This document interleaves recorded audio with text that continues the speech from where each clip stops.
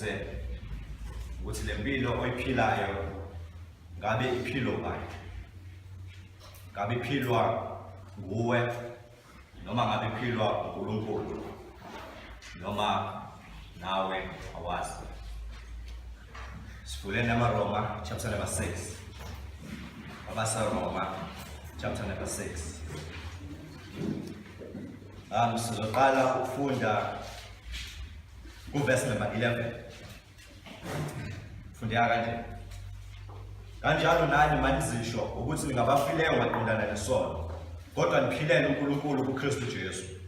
Ngakho mangabusi isono emzimbeni wenu ofayo neze nilalele inkanuko zawo, futhi ninganikeli izitho zenu esonweni zibe yizikhali zokungalungi, kodwa zinikeleni nina kuNkulunkulu njengabaphilayo bevukile kwabafileyo, nezitho zenu kuNkulunkulu zibe yizikhali zokulunga, ngokuba isono sikubusa phezu kwenu, ngokuba niphansi komthetho kepha niphansi komusa. Kunjani pho na? Siyabona ngoba singiphansi komthetho kodwa siphansi komusa na? Qana kanje. Anazi yini ukuthi lo elizinikela kuye ukuba nibe izinceku zokumlalela nezinceku zakhe nimlalelayo, noma ezesono kube ngokufa noma ezokulalela kube ngokulunga na? Kepha makabonge uNkulunkulu ukuthi nina enaniyizinceku zesono senilalela ngenhliziyo indlela yesifundiso enanikelwa kuyo, nokuthi senikhululiwe esonweni naba yizinceku zokulunga. Ngikhulumisa umuntu ngenxa yobuthakathaka benyama yenu, ngokuba njengalokho nanikela izitho zenu zibe yizinceku zamanyala nezokungalungi kwaba ngokungalungi, kanjalo nikelani manje izitho zenu zibe yizinceku zokulunga kube ngokungcweliswa. Ngokuba lapho niseyizinceku zesono nanikhululekile maqondana nokulunga, ngaleso sikhathi nanazithelo zeni na eseninezinhloni ngakho manje, kepha ukugcina kwalokho kungukufa. Kepha manje senikhululiwe esonweni naba ngabakhonza uNkulunkulu, ninazo izithelo zenu kube ngokungcweliswa nasekugcineni ukuphila okuphakade, ngokuba inkokhelo yesono ingukufa, kepha isipho somusa sikaNkulunkulu singukuphila okuphakade kuKristu Jesu inkosi yethu. Sifanele namehlo. Heavenly Father, iba nezwi lakho uNkulunkulu ongcwele. Ukona konke I pray for clarity and edification kuba ngcwele. Lokho ngicela egameni lenkosi yethu Jesu Kristu. Amen. That too, the quiz question. Ukuthi le mpilo iphilayo ngabe iphilo bani? Ngabe iphilo wena, ngabe iphilwa uNkulunkulu noma awazi? Khona ozothi iphilwa uyena. Lo osho njalo siyambongela. Impela ufanele ukubonga Thanksgiving Day. Ufanele sibonge kanye noNkulunkulu ngoba shuthi zonke le inqobo oyinqobile uzinqobe wena. Congratulations.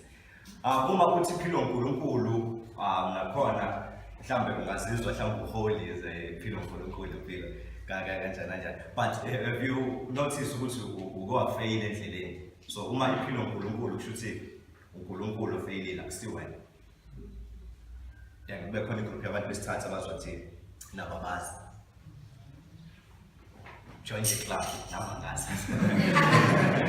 AbaseGalatia chapter 2 verse number 20, uPaul uthi akuseyimi ophilayo kepha uKristu ophila kimi. But meqhubeka ukuthi kodwa uphile ngephilayo.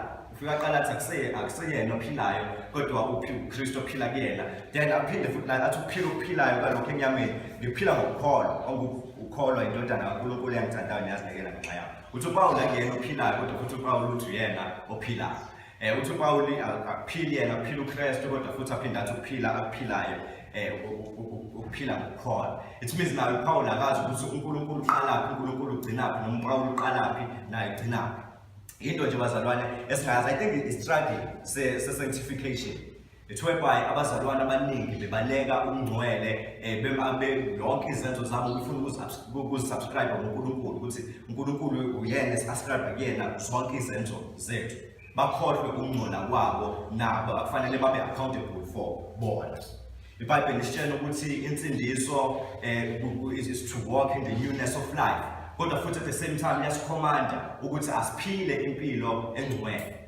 iBhayibheli lisitshela ukuthi asinakwenza lutho ngokufunda uJohn chapter number 15 verse number 4 uthi yilelo nalelo gatsha elikimi engatheli izithelo uyalisusa, yilelo nalelo elithela izithelo uyalihlunga ukuba lithele kakhulu.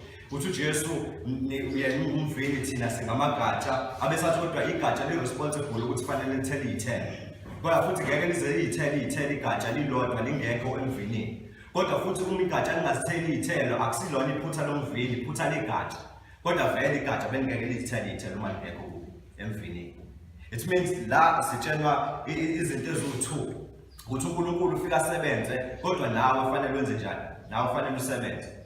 It's not uNkulunkulu efaka u-50% nawe ufaka u-50% cha asimhlangabezi uNkulunkulu halfway uNkulunkulu akasihlangabezi halfway lento ukuthi uthathe igxathe elilodwa uNkulunkulu athatha u-10 no akho gxathe elilodwa ozolithatha fanele kube ukuthi fanele abo u-10 amagxathe owathathayo uzowathatha wonke owu-10 noNkulunkulu meze uthatha amagxathe awu-10 uzowathatha wonke amagxathe akhe awu-10 but it's not 50-50. It is uNkulunkulu efaka 100% kwi-sanctification yakho but it is wena futhi ufaka 100% kwi-sanctification yakho. Since ungahlangani akusoze kwaba u-200% sawu-100% kwi-sanctification yakho. Amen. So la sifunde khona ukuthi uMpostoli Paul kanjalo nani mhlawumbe siqale sibheke lelo gama likewise kanjalo kanjengalento le asesitshela yona from verse number 1 to verse number 10. UPaul la usezosinikeza indlela kufanele senze ngayo but before asinikeze indlela kufanele senze ngayo noma sihambe ngayo usinikeza idoctrine from verse number 1 to verse number 10. Usitshela izinto ezibalekile ekufanele sizazi ngoba ipractice bazalwane always come after sound doctrine. You cannot outlive into ongayazi. Akwazi ukuthi ngiyaphila uphilela ini uphilelana. Amen. So yonke into ephilayo iphila ngoba ukhona okwaziyo noma kukhona okuzwile noma kukhona okunderstandayo. So now uMpostoli Paul ufuna kube khona izinto esizaziyo. Ufunda verse number 3 ulokho ephinda amazwi ukuthi know this uthi verse number 3 kambe anazi verse number 6 athi sazi lokhu verse number 9 athi sazi ukuthi uKristu yabo sikhona lento uMpostoli Paul afuna ukuthi silokho siyazi ngithi because awazi ukuphila into ongayazi.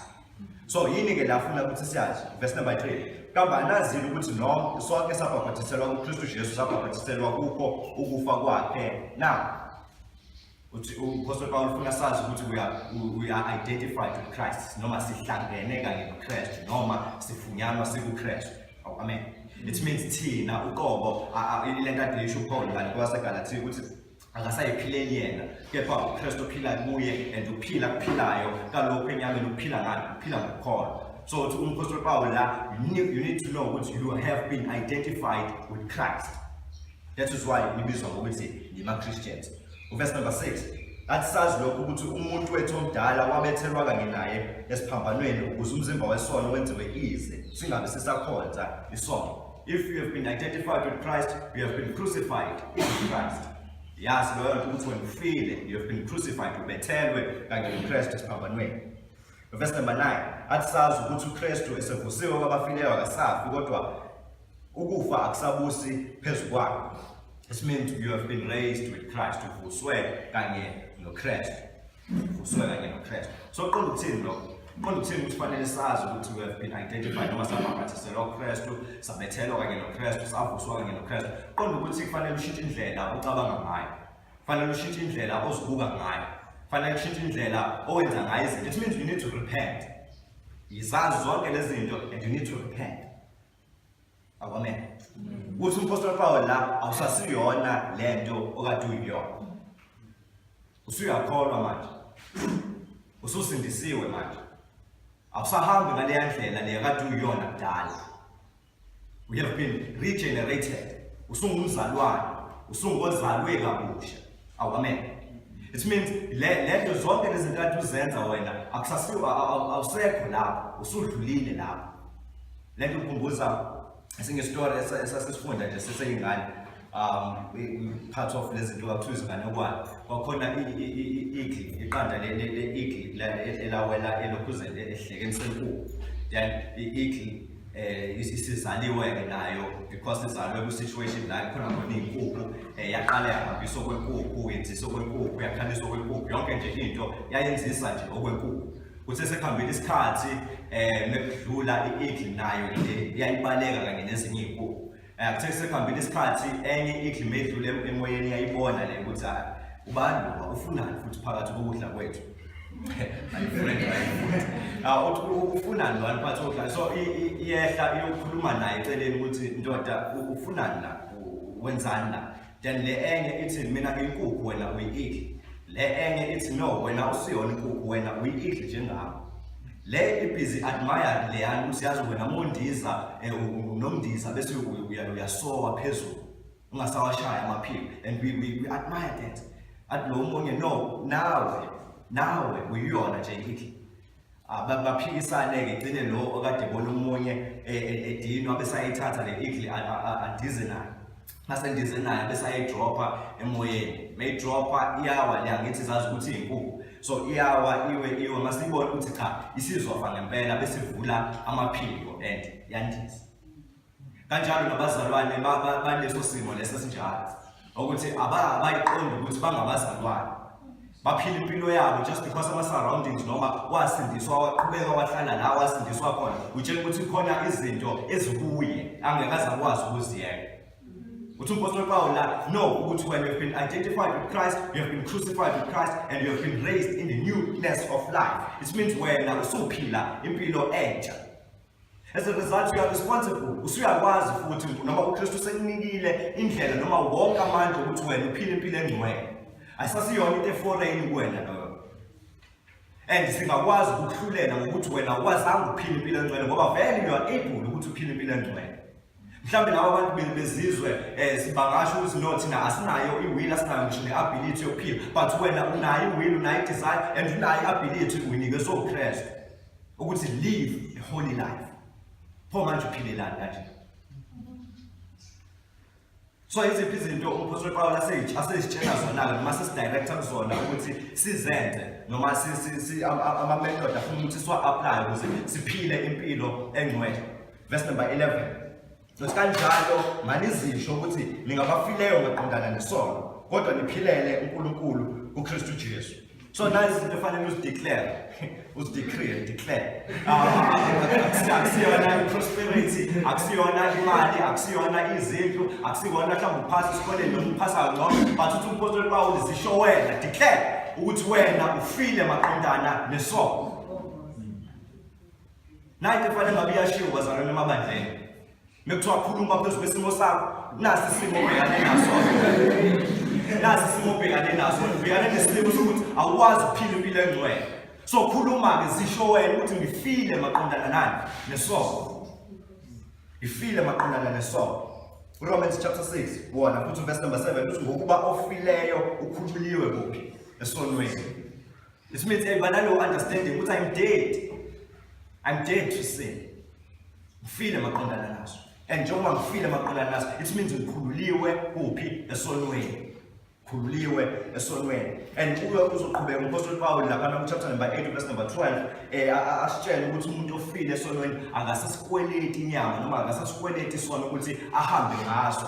Uthi ngakho ke bazalwane asinaqala kuyo inyama ukuba sihambe ngokwenyama. It means wasaphile ngama principles esono. It means asekho ngaphansi kwamandla esono ukufa maqondana nesono qonda ukuthi sesi inactive asanyakaziswa ini isource. Uthi isho loyo ungacela ngokuthi futhi uphile ufile esonweni ngoba ukufa esonweni doesn't mean anything. Ufunge uzuyisho le yesibili noma ungeke uze uyikhona le yesibili ukuthi uyaphila kuNkulunkulu. You are alive to God. Uthi niphilele uNkulunkulu. So uphila uNkulunkulu qonda uthini? Qonda ukuthi yonke into engiyenzayo I seek to glorify God. Yonke into engiyenzayo ufuna ukukhazimulisa uNkulunkulu. Yamuzwa ukuthi uthini? Uthi niphilele uNkulunkulu, hayi ukuthi niphilele nina. But niphilela ba? Niphilele uNkulunkulu.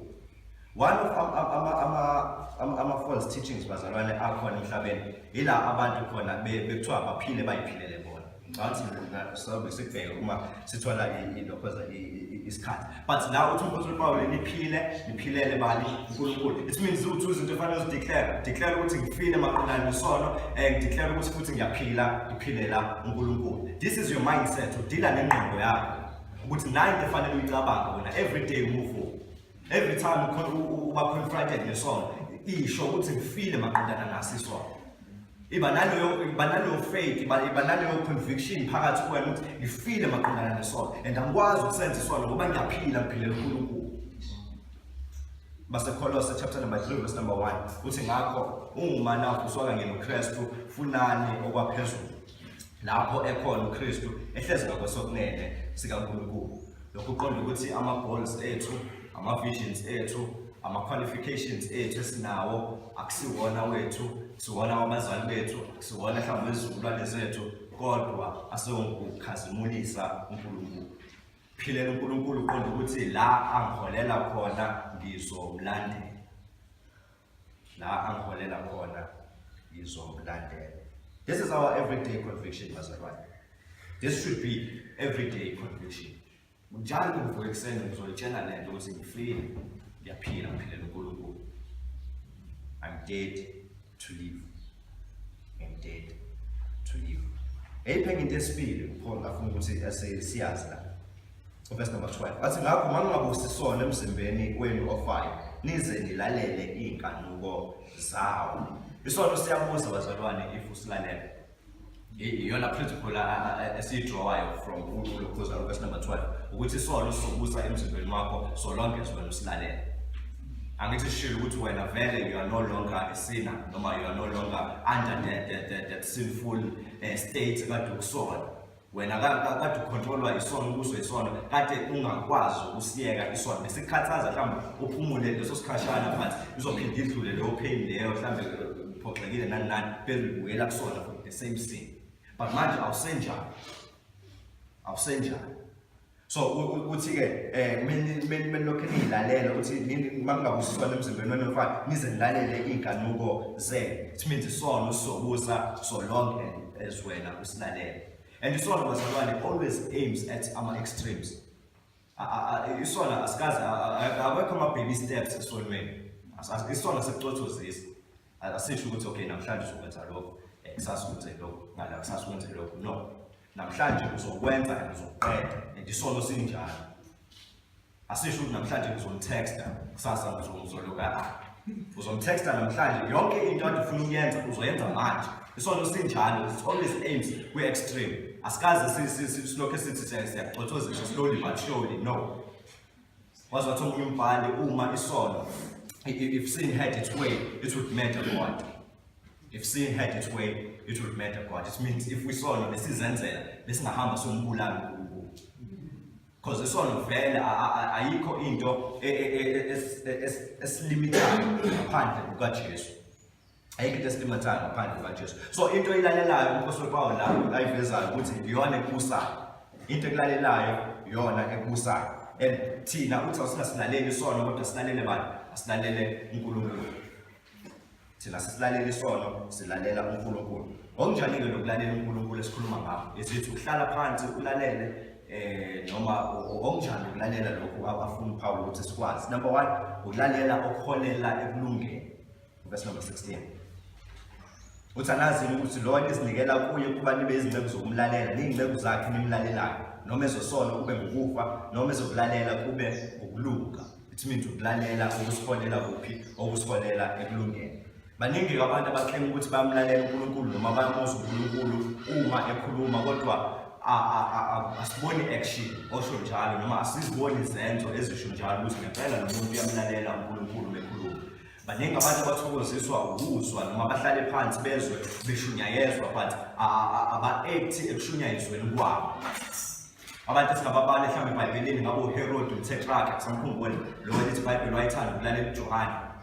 Omunye ngabo Agrippa athi uPaul wena Agrippa yazazi zonke lezi zinto lezi engiyisho. It means abantu laba they are enlightened because bayakwazi ukuhlala phakathi kwethu balalele and yabathokozisa lonto abasuke beyizwa ngaleso sikhathi but inkinga yabo abafuni ukwenza lento abayizwile noma lento abayilalelayo. It means lokho kulalela lokho akuholi ekulungeni noma akubayisi ekulungeni. Ukulalela kona inactive but uthi uMpostoli Paul nakho ukulalela kufanele kusindise ukulalela unto righteousness ukulalela okusiyenza ukuthi sihambe siye ekukholweni. Khona illustration lapha kuma Proverbs 8 No, Proverbs 9, if I'm not mistaken. Ufika akhulume ngokuhlakanipha, athi ukuhlakanipha kumi endaweni ephakeme phezulu kwemizi kuyamemeza kuthi ongenalwazi makeze. Abesathi kodwa ukuhlakanipha kuthi ongenalwazi makeze kimi abesazodla isinkwa sami ngisivubele newayini lami. Then aphinda azobeka ilokhoza ngapha ubula, foolishness. Athi nakho ubula bumile nazo kuma high places nakho futhi kuyamemeza and kumemeza ongenalwazi. So kokubili lokhu kumemeza abantu abangenalwazi. But lokho kunye ukuthi woza odla isinkwa sami ngisivubelile uphuze wayini lami. Lo omunye uthi memeza abangenalwazi ubatshela ukuthi isinkwa esitshontshiweyo simnandi. So vele kukhona ukumemezayo, kukhona igcinelo ozokulalela. Sathi ulalela isono noma ulalela uNkulunkulu. Wathi omunye umbhale nje uNkulunkulu uhleze ekhuluma njalo, akayeke ukukhuluma. iBhayibheli njengoba sikufunda uNkulunkulu uyakhuluma. Wathi uma ufuna ukuzwa uNkulunkulu ekhuluma, hamba uthatha le iBhayibheli lakho esemle dust.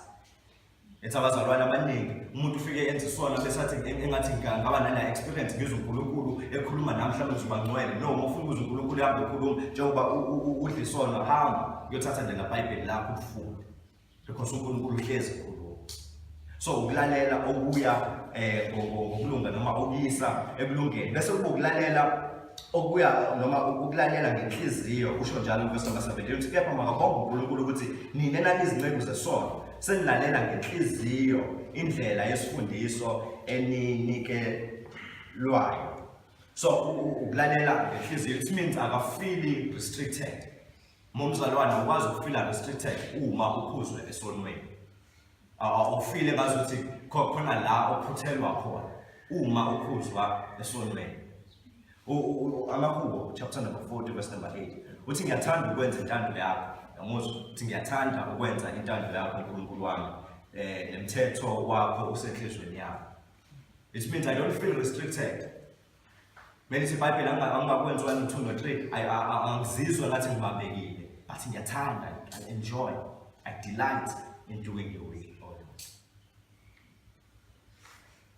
Sikhuluma ngabazalwane la nge-active obedience, not passive obedience. Sikhuluma nge-active obedience ukuthi sengizwile ngizomlalela and ngizokwenza lokhu akushoyo. It's not into passive but into active. Ngakho uJesu azakubuza lapha ukuthi yazi nize ningibize ngokuthi inkosi, uLuke chapter 6 verse 46 uthi ningibizelani ukuthi inkosi kodwa niyenze into engiyishoyo. Aniyenze into engiyishoyo. But ngcono ngoba thina sinjalo, kusho njalo uPaul Paul mebhalela abaseRoma ukuthi nina anisekho njalo. And akubona nje ukulalela okuye kulungeni noma ukulalela ngenhliziyo but ukulalela isifundiso seqiniso.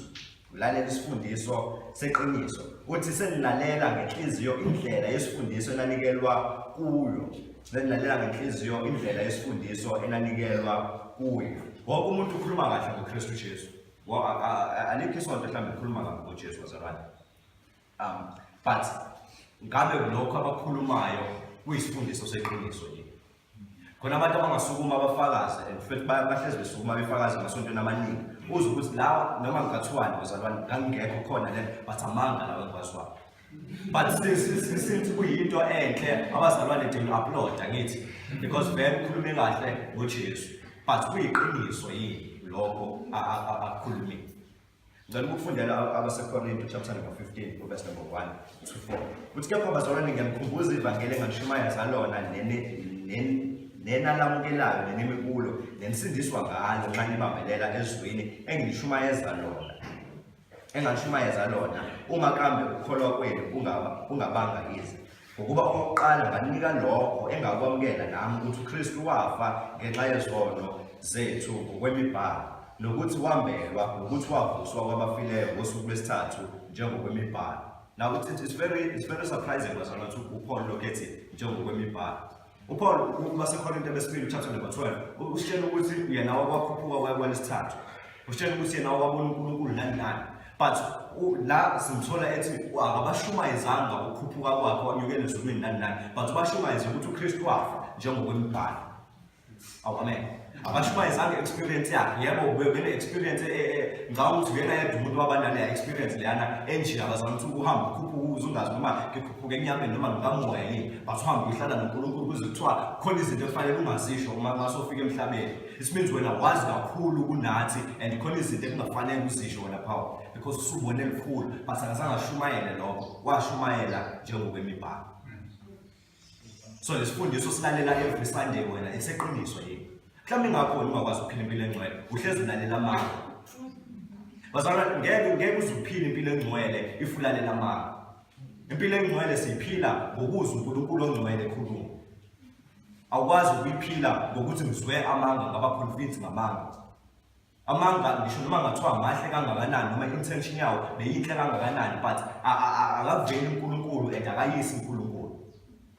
Khona idemoni lakhuluma noJesu lathi siyakwazi namsebenzi umuntu nawe siyakwazi nendodana kaNkulunkulu lithi iBhayibheli uJesu wathulisa ngithi khona elinye elalambe lithi kuPaul laba amadoda kaNkulunkulu nani uPaul alikhipha umbuzo wami uthi ayinamanga inamademoni angithi kwa uJesu lwana indodana kaNkulunkulu angithi kwa uPaul lwana inceku kaNkulunkulu bawakhiphela lapho because vele isource yawo ayikho msulu isource yawo vele imanga kusiqaleni so ayikwazi isource enamanga ukukhuluma into enhle ngama intentions amanga bazalwane amanga ingakhethi umphutho Paul senilalela manje isifundiso seqiniso noma isifundiso esiphilileyo isona esinamandla ukuthi siphilise impilo engcwele awusoze wayiphila impilo engcwele njengoPaul uma uJesu ngamazi njengoPaul. And yet esithathu ngifuna sibale ngayo ukhuluma ngokuzinikela futhi siqala masizisho thina okwesibili wathi masilalele okwesithathu wathi masizinikele we need to offer ourselves. Verse number 13 uthi futhi ninganikeli izitho zenu zibe izikhali zokungalungi kodwa zinikeleni nina uNkulunkulu njengabaphilayo bevukile kwabafileyo nezitho zenu uNkulunkulu zibe izikhali zokulunga. Verse number 19 ngikhulumisa kumuntu ngenxa yobuthakathaka benu ngoba njengalokho nani-ke izitho zenu zibe izingcezu zamanyala nezokungalungi kwaba ngokungalungi kanjalo nikelani manje izitho zenu zibe izingcezu zokulunga kube ngokungcweliswa. So ukhuluma ngokuyinikela ukuthi you need to offer yourself, you need to give yourself over to God. Akwanele ukuthi umlalelile umzwile isifundiso seqiniso but are you giving yourself to God? You are sure ukuthi this is not a passive obedience, this is active obedience. Wenzeni emva kokuba sowuzwile uyi-aplayile yini lento oyizwile uthi zinikeleni. Kuverse number 2 chapter number 12 ukhuluma ngakho futhi ukuzinikela uthi nibe ama-living sacrifices. Ngafunde ngencwadi ethi umfundisi a dead sacrifice is better than a living one. In terms of ukuthi a dead sacrifice will not move away from the altar. But a living one fanele ukuthi suyibekile ku-altar bese uyayigada ngoba izosuka. Izobona inkuni la ibona umbese la ibona ukuthi uzohlahlela. Yanibale akuthina sonke sifana noIsaka wasifana. Isaka yedwa wasubmit nje ukuthi uzonikelwa but njengoba lithi iBhayibheli let us give ourselves which means masozibekile lapho ku-altar siqaphele ukuthi ungasuki khona. Uzathi umpostoli Paul onjani umile makaqaphele ukuthi kanjani angabi. You need to be vigilant, be aware of our surroundings akho but be aware futhi nokuthi wena umuntu onjani. Yazazi ukuthi njani. Iba sensitive to your sin. Iba suspicious. Kumpilo yakho awazi ukuvela ayisebenzisisiyo sokuhamba nini kanjani no just share ukuthi sona always aim kuma extremes ingakhethi ukuthi about give yourself zinikeleni nina kuNkulunkulu and le verb be present continuous tense ukuthi you offer yourself to God now and again manje kushuthi alukho usuku lwamahhala. Every day I will give myself over to God. And lento leyo ukuzinikela bazalwane it is achieved through grace. Uthi ngokuba uverse number 14 ngokuba isona sikubusa phezulu kwenu ngokuba niphansi komthetho kepha niphansi komusa. Lena yabuza ukuthi kunjani khona siyabona ngoba singephansi komthetho kodwa siphansi komusa na athi qha nala They say that is the strongest verb ekhona kusiGreek uma Apostle Paul certainly no, we know or powerful. It means ukuthi Apostle Paul ngeke noma asenze isono just because singaphansi komusa. It means ukuba ngaphansi komusa is not i-license yokuthi wena uhambe wenze isono. In fact, if uyitshela ukuthi umusa uyakuvumela noma uyakugunyaza ukuthi wenze izono ubuye uzorepenta, it means awuunderstand kwawona umusa. Abase uTito, Titus chapter number 2 verse number 11 to 12. Uthi ngokuba umusa kaNkulunkulu wokusindisa ubonakalisiwe kubantu bonke. Wenzani? Uyasifundisa ukuba sidele ungakholwa nezinkanuko zezwe. Sihambe ngokuqonda nangokulunga nangokumesaba uNkulunkulu kulesi sikhathi samanje. Yawuzwa ukuthi umusa wenzani? Ukhuluma ngomusa wokusindiswa wayenza lento yabaclear. Umuphi umusa ukhuluma ngayo? It's the saving grace. Ukumusa kaNkulunkulu wokusindisa ubonakalisiwe kubantu bonke, usifundisa usifundisa ukudela konke ungakholwa nezinkanuko zezwe. Bese sihamba ngokuqonda nangokulunga nangokumesaba uNkulunkulu kulesi sikhathi samanje. It's a pity, it's a shame futhi ukuthi abafundisi abaningi babona amabandla abo ukuthi they are going astray uma bekhuluma ngegrace and baphenduka bangabafundisi bemthetho. And amabandla amaningi lawo esiwabona njengamabandla aholi, they are actually legalists. Then ukuthi lawo amabandla amaningi esiwabona njengamabandla akhuluma ngegrace ayimabandla nje ayima-liberalist akhululeke kwaze kweqe. Apostle Paul now was faced ngalento lebhalelwe Timothy. I think it's 1 Timothy chapter number 1. Mufunda from verse number 6 kuya go verse number 11. Ekhuluma ngaleyo ndaba leyo ukuthi abanye bathi bedukile bafuna ukuba ngabafundisi bomthetho. Abazi babengazi nabaqinisa begomela ngakho abesachaza ukuthi umthetho wenzelwe abantu abanjani. Athi wenzelwe iphinki, wenzelwe amasela, wenzelwe abantu abangemsaba uNkulunkulu. Umthetho wenzelwe zonke lezo zinto lezo. But thina sikho ngaphansi kwabo ngeke thina sinjalo asasezona thina izona asasezona thina iphingi nehlobonke namasela nababulali nabantu abazona uNkulunkulu sesiyamthanda uNkulunkulu sesifuna ukwenza njengoNkulunkulu efisa ukuthi asenze esebezazi ngaphansi komusa. But if umusa utshela ukuthi uyi-license ukuthi wenze isono, it means awukazi ufinyelela emseni, awu-understand umusa because umusa usibambayo ukuthi singoli uNkulunkulu. Umusa usifundisayo ukuthi sihambe kanjani phambi kaNkulunkulu naphambi kwabantu. Umusa kaNkulunkulu. And umusa kaNkulunkulu is not a moment noma into ya one time ukuthi nje kwenzeka ngenzelwa umusa so sekwadlula. No, uNkulunkulu uyakwenzelwa umusa and uyaqhubeka ukwenzela umusa. Mufunda incwadi yesililo chapter number 3 verse 22 to 23 wakhona. Uthi ngumusa kaJehova ukuthi asiqediwe ngokuba ububele bakhe abupheli busha ekseni njalo. Uthembeka kwakho ukhulu. It means uNkulunkulu is lokho renew igrace yakhe every day uthini. Because if uNkulunkulu anga-restrain noma angathatha umusa wakhe nje just for 1 hour umhlaba wonke ngapho abafuna ukubulalana bangabulalana, wonke umuntu ofuna ukwenza into evil angayenza. Kahle kahle sibanjwe umusa kaNkulunkulu, sibanjwe umusa kaNkulunkulu. Nengakho umfundisi ngicabanga ukuthi Steve Lawson bekhuluma about i-great judgment uthi enye into efanele siqapheleyo ingekho lapha kwi-great white throne umusa kaNkulunkulu. As a result bonke abantu bezibona ukuthi bangcole kangakanani. Bonke abantu bayo bezibona ukuthi ngiyamzonda futhi lo muntu ozokuhlulela. Because umusa kaNkulunkulu. Kwabona ukuthi wena acknowledging uNkulunkulu umusa kaNkulunkulu. Ngaba simazi. And Apostle Paul lento nilalelayo noma lo nizinikela kuye uthi ngiyigqila zakhe. Lo ninikela kuye ngiyigqila zakhe thina sibonga uNkulunkulu ukuthi sesaba izigqila zokulunga. Asona izigqila zesono. And kuumusa kaNkulunkulu lo. And lesizinikela uNkulunkulu noma sizinikela ezintweni sisuke sizinikela ngaphansi kwamandla akhe. And vele umuntu egcineni bazalwane uyisigqila sethu. Ithatha uzobe isigqila sikaNkulunkulu noma uzobe isigqila sesono. So nje egcineni wena vele ugqilazekile. Hayi ugqilazo uNkulunkulu ukuthi ufuna ukubeka kanjalo noma ugqilazwe isono.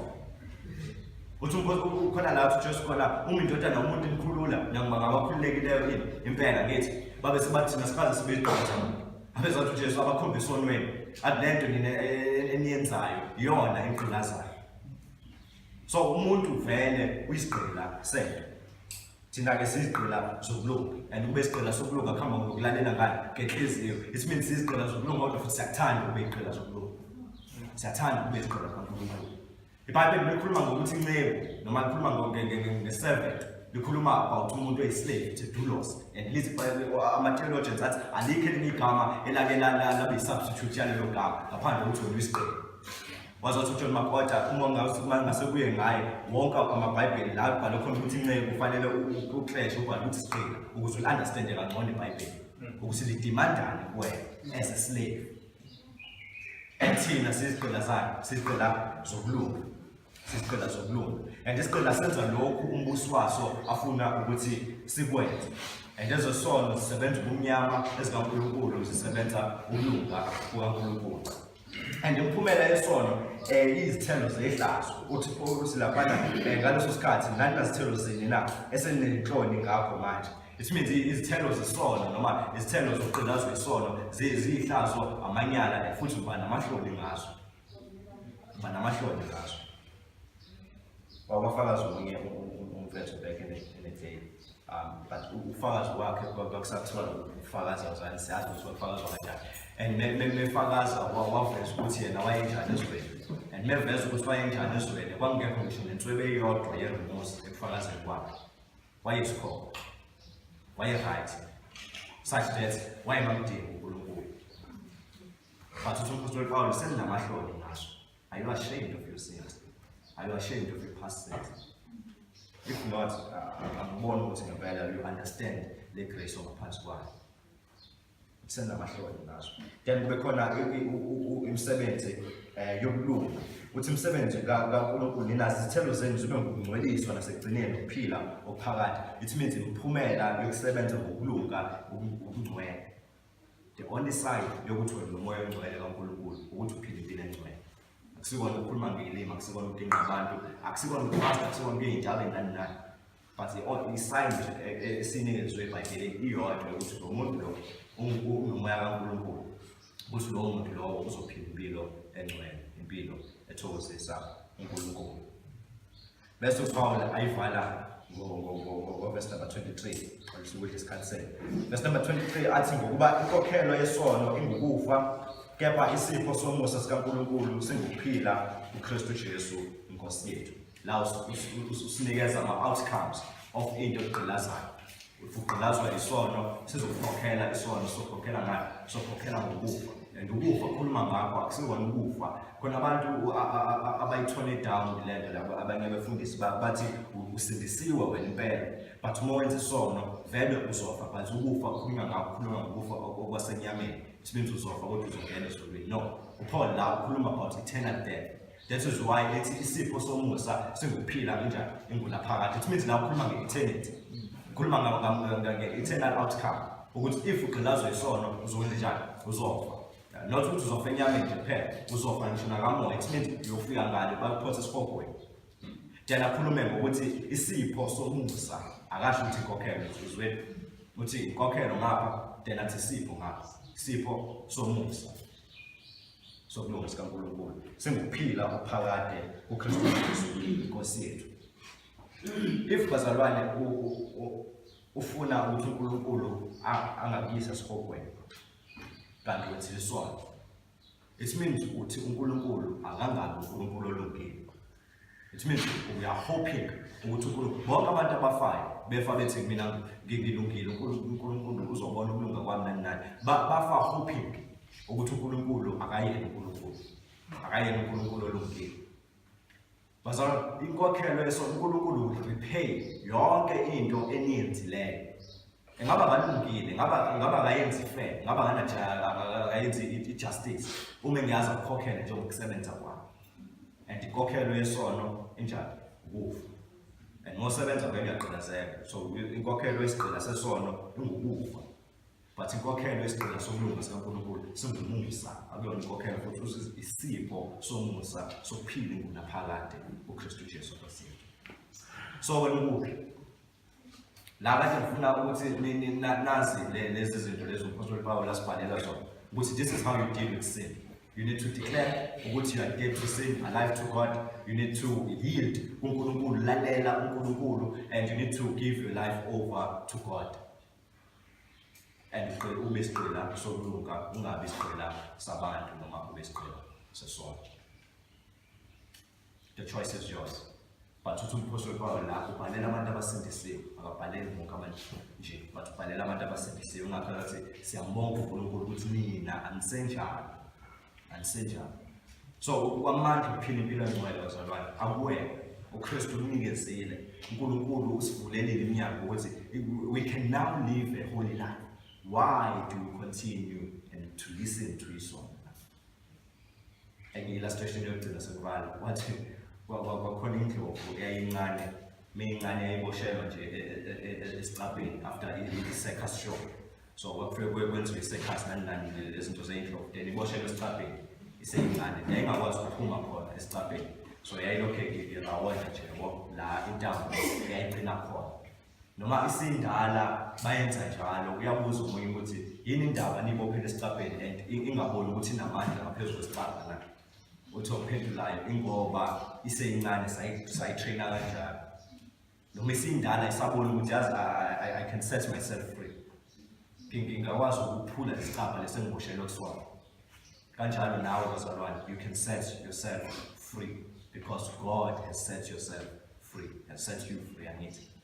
Uthi uMpostoli Paul egcwalisane ukusindiswa kwenu ngaphelelisana ukusindiswa kwenu. uNkulunkulu usebenza kini ukuthanda nokwenza uthando.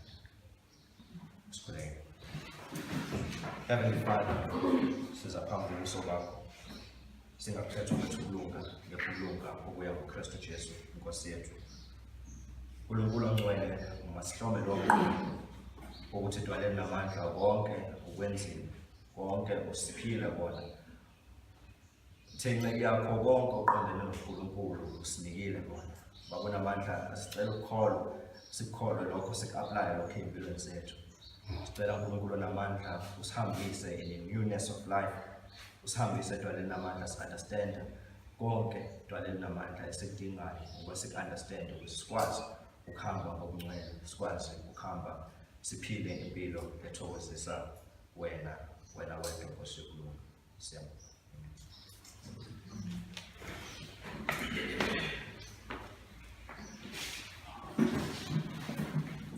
Siyabonga.